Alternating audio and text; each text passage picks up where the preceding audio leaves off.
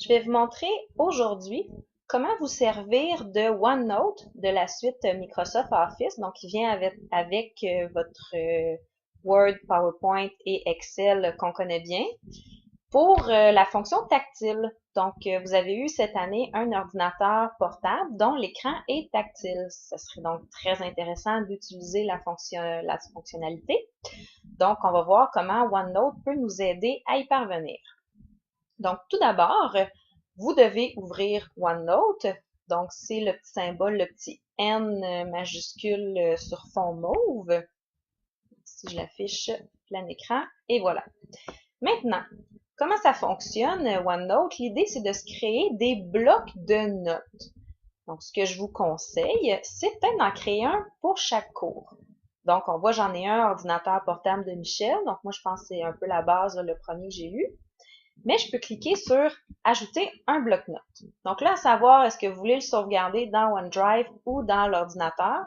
Donc OneDrive, c'est sauvegarder dans le nuage, il y avait accès partout, alors qu'ordinateur, c'est vraiment sauvegarder là, juste sur votre ordinateur personnel à vous. Donc, disons que je choisis ordinateur et je l'appelle mathématiques. Et voilà, j'ai donc un bloc-notes mathématiques. Si je veux en faire pour chacun de mes cours, parce que si les enseignants viennent tous à utiliser la fonctionnalité du tactile et de passer par OneNote, pour pas que vos documents soient mêlés, donc vous pourriez créer un nouveau bloc-notes qui pourrait s'appeler français, par exemple. Donc, on voit que j'ai plusieurs bloc-notes. Si je reviens à l'intérieur de celui de mathématiques, on voit maintenant que dans le haut, j'ai ce qu'on appelle des sections.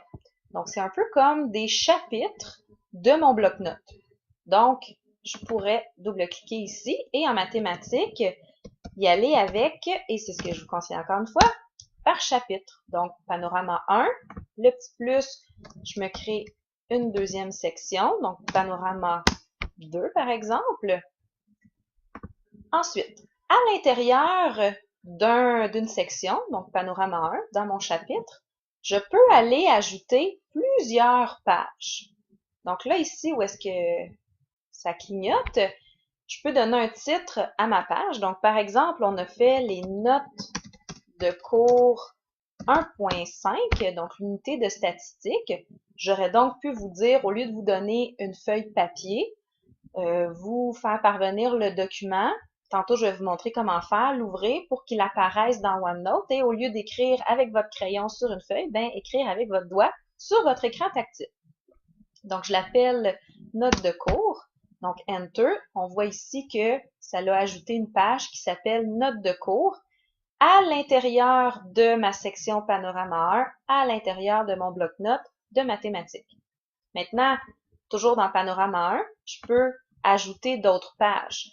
Donc, j'ai un devoir, par exemple, manuel, page 36, et c'était numéro 8, 11 et 16, par exemple. Et je veux, plutôt que de le faire dans mon cahier ligné panorama 1, je veux importer le Word que je vous ai donné, l'ouvrir ici et répondre aux questions directement dans OneNote avec votre doigt. Donc, pas besoin d'avoir votre cahier ligné. Donc, c'est ce que j'ai fait ici. Je me suis créé une page pour ça.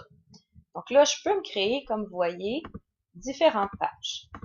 Maintenant, comment je fais pour importer le document sur lequel je veux travailler? Donc, je vais rapetisser ça ici. Je dois tout d'abord avoir un document. Donc, l'endroit où je vous rends les choses disponibles, c'est le site du cours. Donc, si par exemple, je viens sur le site du cours et on a, voici les exercices du manuel pour cette unité, l'unité 1.4, donc page 36, numéro 8, 11 et 16. Je clique pour télécharger le fichier que je vais ouvrir. Comme je vous ai montré, cliquez sur activer la modification pour être vraiment dans l'environnement Word. Donc, vous voyez le document que je vous ai rendu disponible pour 3 numéros du manuel. Oui, vous pouvez le faire dans Word. Donc, cliquez Enter, puis entrez vos réponses. C'est une possibilité. Mais en mathématiques, c'est pas toujours pratique. Des fois, on a des graphiques à faire, des calculs, etc. Eh bien, ce serait pratique de pouvoir écrire avec son doigt. Donc, comment faire? Vous allez aller dans Fichier et vous allez sélectionner Imprimer. Donc oui, c'est un petit peu étrange, mais c'est ça le chemin. Donc, dans les imprimantes, vous allez choisir celle sur laquelle c'est écrit Send to OneNote. Vous la sélectionnez. Quand vous voyez qu'elle est prête, vous cliquez sur Imprimer. Donc, ce que ça fait, c'est que ça prend une photo, ça imprime votre document dans OneNote. Donc là, j'ai terminé de mon Word. Je peux le fermer, ne pas enregistrer parce que j'avais fait des modifications. Je vais fermer ça aussi. Je n'ai plus besoin de ça non plus. Vous allez voir votre petite icône qu'on ne voit pas ici, là, mais le petit icône OneNote clignotait pour m'indiquer que, oups, il se passe quelque chose avec OneNote. Et on voit que ça ici, sans que j'ai eu besoin de rien cliquer, c'est apparu, puisque j'ai envoyé le Send to OneNote, et là, il veut savoir à quel endroit je veux le mettre. Donc, j'ai ici tous mes blocs-notes. Donc, moi, c'est en mathématiques. Panorama 1, le petit plus, et là, on voit les deux feuilles que je m'étais créées. Moi, c'est les exercices du manuel. Je m'étais créé une page pour ça. Je vais donc cliquer sur la page et je vais faire OK. Tadam! Donc, je vais le mettre en grand. Vous voyez que il y a une impression de votre document Word dans OneNote. Et là, on peut utiliser les fonctionnalités de OneNote pour écrire avec notre doigt. Donc, ce qu'on fait, on va dans Dessiner et là, on a toute une panoplie de crayons de couleur qui écrivent plus petit, plus gros. On a des marqueurs aussi. Donc, quand ça va être des notes de cours, ça peut être pratique avec le marqueur. Ou si c'est des problèmes écrits, je veux souligner des informations différentes couleurs, ça peut être pratique. Dans ma démarche, mon titre, je l'écris toujours en orange. Mes réponses, je les mets toujours en vert, par exemple. Donc, vous allez pouvoir utiliser toutes ces informations-là. Et vous allez voir, donc là, il y a ici écriture et dessin, dessin, écriture, entrée manuscrite transformée en texte, entrée manuscrite des formules, les convertir en données mathématiques. Donc, vous allez pouvoir explorer, insérer des plans cartésiens, vous avez plein de choses que vous pouvez faire. Mais si on s'attarde à tout simplement la base, écrire avec notre doigt. Donc, si je dis, OK, ma démarche, je la fais par exemple en vert. Donc là, j'ai pesé sur mon crayon vert. Et là, je commence. Donc, 8A, 20 arrondi à la dizaine près, ça me donne 20. Est-ce que c'est égal à 15 arrondi à la dizaine près? 20, oui.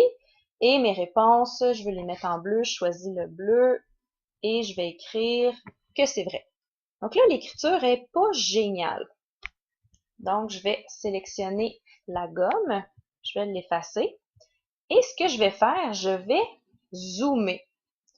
Donc, avec mon doigt, pareil comme sur le iPad, j'ai pris mes deux doigts, je les ai écartés et ça m'a permis d'aller zoomer dans mon document.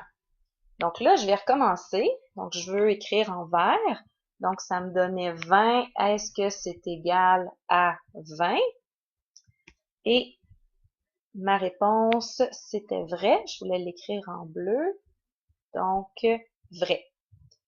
Faut juste pas être sur le crayon pour dézoomer. Donc, je peux être sur gomme ou je peux être sur texte. Et là, je prends mes deux doigts qui sont plus larges et je les rapproche, ce qui me permet de dézoomer. Donc, quand je les éloigne, je zoome. Quand je les rapproche, je dézoome. Donc, ceux qui connaissent l'iPad, c'est un petit peu le même principe. Donc, vous voyez que c'est vraiment beaucoup plus joli en ayant zoomé. Et ce qui est aussi très intéressant, vous voyez, on a un espace ici à droite. Donc, la fameuse colonne calcul. Tu sais, quand je vous dis on a des calculs à faire, vous pouvez vous garder un espace à droite pour les faire ou encore prendre une feuille brouillon. Ben là, ça vous en donne de l'espace pour aller faire vos calculs.